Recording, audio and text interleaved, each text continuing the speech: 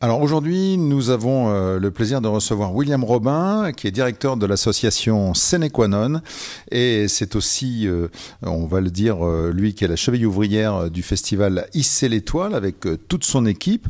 C'est un festival qui va se tenir du 25 au 27 juillet à Château-Chinon, un événement cinématographique dont nous allons tout savoir, donc en compagnie de William Robin. Bonjour. Bonjour. Comment est née l'idée de créer ce festival Hisser l'étoile? Qu'est-ce qui vous a inspiré pour vous lancer dans l'aventure? Alors en fait, le festival Hisser l'étoile, il naît d'une envie de préserver ce temps festif que Sine Qua Non organise l'été autour du court-métrage. Nous avions un festival qui s'appelait Partie de campagne, qui a fait sa dernière édition en 2023, et pour des raisons économiques et aussi un peu humaines et structurelles, nous avons été contraints de l'arrêter. Donc au départ, le point de départ n'est pas forcément une grande réjouissance, c'est-à-dire cette contrainte d'arrêter un festival qu'on aimait beaucoup, mais vraiment on a bien fait de le faire, ça a permis de sauver l'association et toutes nos activités. Et puis donc on a relancé ce festival Hisser l'étoile, d'abord dans une forme très itinérante en 2024, dans une forme qui n'était pas sa forme définitive, on le savait, mais qui était là pour vraiment permettre une année un peu de souffle et un peu d'expérimentation. Et puis on repose nos valises dans le Haut-Morvan, donc une petite journée en préambule à Ouroux, et puis 3 jours de plein festival à Château-Chinon cette fin de semaine. Château-Chinon, c'est un lieu chargé d'histoire. Alors pourquoi est-ce que vous avez choisi cette ville pour accueillir pour cette édition votre festival, et comment le cadre de Château-Chinon peut-il influer un peu sur cette dimension cinématographique? Alors déjà, Château-Chinon fait partie des villes où on a une salle de cinéma fixe, donc voilà, il nous paraissait naturel de reposer les valises quelque part où on était déjà là toute l'année. Ça, c'est une première chose. La deuxième, c'est qu'on est très attaché au territoire Morvan-Sommet-Grand Lac. Le festival avant était à Ouroux. Il a été, il y a plusieurs années, à Château-Chinon déjà sous une autre forme. Donc il nous paraissait normal de rester sur ce territoire. Et la raison principale, très pratico-pratique, c'était que à Château-Chinon, il y a plus d'infrastructures qu'à Ouroux-en-Morvan.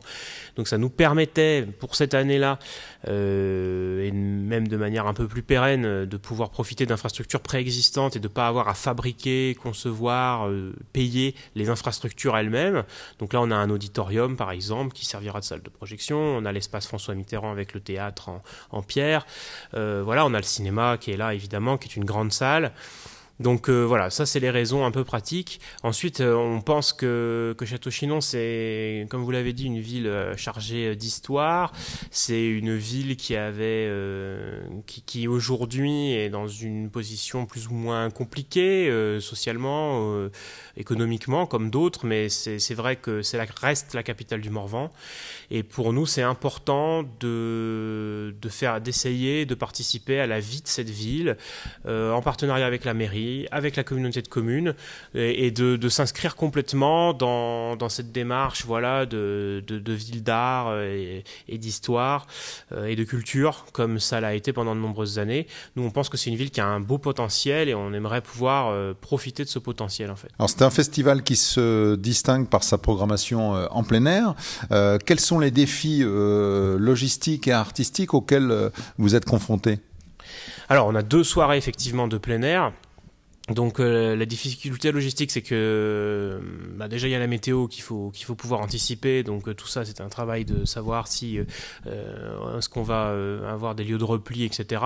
Ensuite, sur les défis logistiques purs, c'est que l'espace François Mitterrand, il est pas équipé en toilettes, il est pas équipé, donc il y a quand même un petit peu de dépenses à faire. Il faut faire venir voilà, des choses comme ça. Nous, on a notre matériel du cinéma itinérant, donc d'un point de vue logistique de projection, on n'a pas trop de problèmes. On a l'habitude de travailler sur de l'itinérance, de fabriquer des zones de projection, si je puis dire.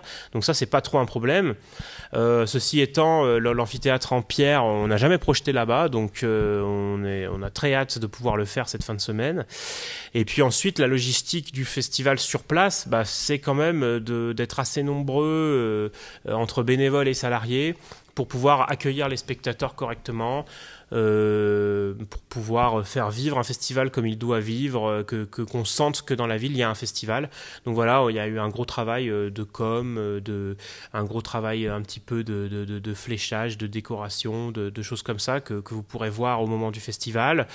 C'est pas encore certainement la version parfaite, mais c'est notre première édition sous cette forme et on espère que la première d'une longue série. Cette année, le festival propose une 60aine de films. Est-ce que vous pouvez nous parler un petit peu de la ligne éditoriale de cette programmation et quels ont été les critères qui vous ont permis de sélectionner les films ? Alors, déjà, on a voulu maintenir l'aspect du court-métrage. Ça, c'était très important. Donc, il y a 7 programmes de court-métrage contemporain, nouveau, que vous allez pouvoir découvrir sur faire découvrir la jeune création. Ça, c'était vraiment un objectif. Nous, ce temps festif, on l'a toujours pensé comme célébrer le cinéma. Donc, la jeune création, le court-métrage, c'est une bonne manière de célébrer le cinéma. Et ensuite, il y a un deuxième volet qui est un peu nouveau, qui est ce qu'on a appelé du court au long. C'est l'idée de parler un peu de comment on passe de ces formes courtes à un moment devenir cinéaste, de venir faire un long métrage. Donc des longs métrages qui seront présentés avec des courts pour faire dialoguer ces deux formes qui ne cohabitent pas toujours vraiment. Les gens ont vraiment plus l'habitude de voir des longs métrages que des courts. Et donc, on a eu cette idée de dire, on fait découvrir la jeune création, mais par contre, on fait rencontrer aux gens des cinéastes un peu plus établis qui viennent présenter des courts et des longs ensemble. Et donc, on aura tout un tas de moments aussi de longs métrages qui seront précédés de un court et qui seront en lien et avec des invités pour pouvoir dialoguer avec le public, échanger et célébrer tout ça de manière festive. Et puis, on a des temps de joie autour du cinéma, comme le samedi soir. Enfin, on en reparlera après, mais voilà, il y a tout un tas de temps comme ça où on fait ce qu'on veut, c'est que les gens prennent du plaisir à voir des films, des beaux films et parler de cinéma et de création de manière tout à fait libre et joyeuse.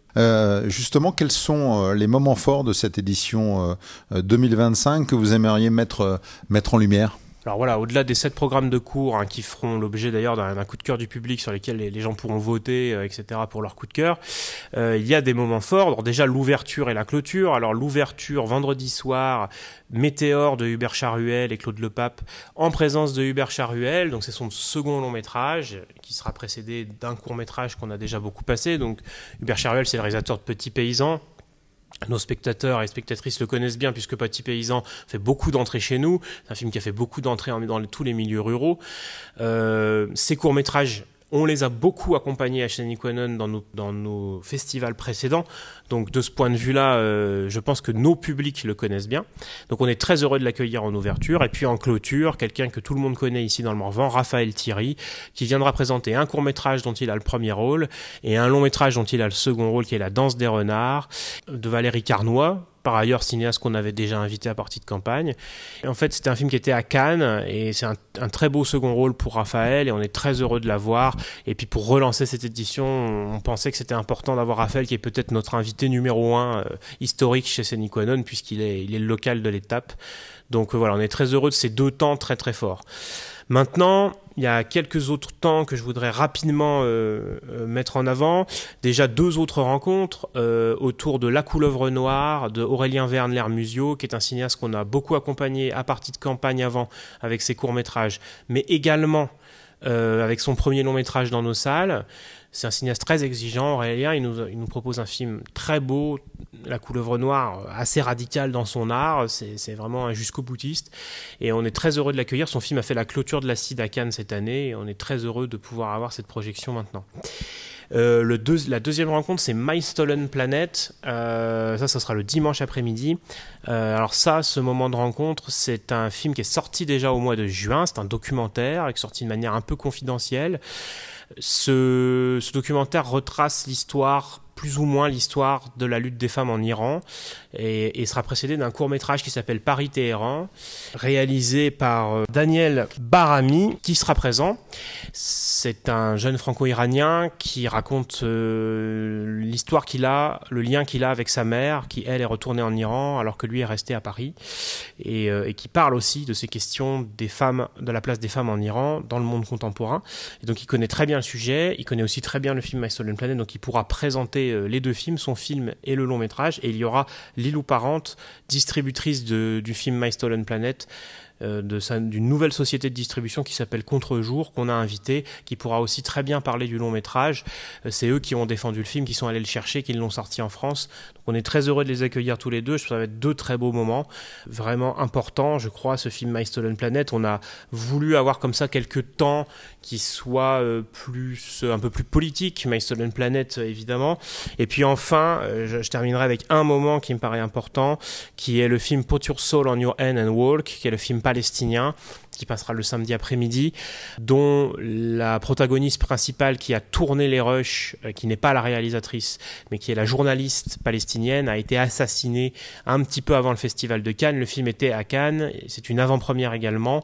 Et voilà, je pense que c'est un film important qui résonne très fort avec l'actualité et on est très heureux de le proposer. Ce festival Hisser l'étoile, il a une forte dimension communautaire. Comment est-ce que vous impliquez les habitants de Château-Chinon et des environs dans cet événement pour qu'il soit pleinement à vos côtés? On implique, et un peu plus cette année, déjà les habitants de Château-Chinon au sein du cinéma toute l'année, puisqu'on a beaucoup de bénévoles à Château-Chinon qui participent à la vie du cinéma. On a fait un appel à bénévoles cette année qui a été entendu. On a des nouveaux bénévoles qui ont intégré l'équipe du cinéma et qui intègrent donc par répercussion l'équipe du festival. Donc ça, c'est la première chose.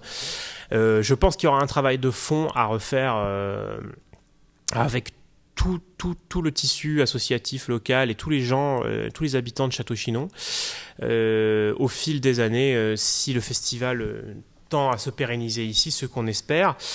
Et donc, de ce point de vue-là, on a encore des marges de progrès, mais en tout cas, notre manière d'impliquer, c'est vraiment par le bénévolat au sein de Sénéquanon. Ça, c'est la première méthode. La deuxième, c'est quand on peut tisser des partenariats. On en a encore certainement beaucoup à faire, mais voilà, on sait que déjà, avec les commerçants, beaucoup sont contents de voir revenir un festival, voilà, qu'il y a un dynamisme qui se crée. On tisse du lien à l'année avec eux, on en a parlé. On travaille beaucoup avec la mairie qui nous aide énormément et que je remercie vraiment parce qu'ils nous ont vraiment aidés, et sur le point de vue financier et sur le point de vue technique. Voilà, je pense que tout ça reste toujours à perfectionner, mais voilà comment on implique, c'est-à-dire de cette manière. Maintenant, ce qu'on voudrait dire cette année surtout, c'est venez au festival, venez aussi discuter avec nous, et c'est aussi peut-être l'année d'une redécouverte mutuelle. Dire toute l'importance qu'il y a à se retrouver ensemble à un même endroit pour voir un film et en parler avant et en parler après et discuter et faire vivre, voilà, sur un gros week-end, un lieu, à savoir une ville ici, Château-Chinon. Merci beaucoup William Robin. Je rappelle que vous êtes directeur de Sénéquanon, l'association. On souhaite un grand succès donc à cette édition du festival Hisser l'étoile. Ce sera du 25 au 27 juillet. En concluant que tout le programme, c'est sur sénéquanon.com. Absolument, merci beaucoup pour cet échange. Et dans cette perspective de joie, on a voulu que ce soit très accessible. Donc c'est simple, hein, il y a deux tarifs. Il y a un tarif pour les séances de cours qui est de 4 €, tarif unique pour toutes les séances. Voilà, c'est le tarif le plus bas qu'on peut pratiquer, hein, je pense, pour 1h30 de cinéma. Et puis le tarif pour les longs métrages qui est de 5,50 pour que tout le monde puisse venir voir les films. Et il y a seulement la soirée du samedi soir qui est gratuite. Merci à vous. Merci beaucoup.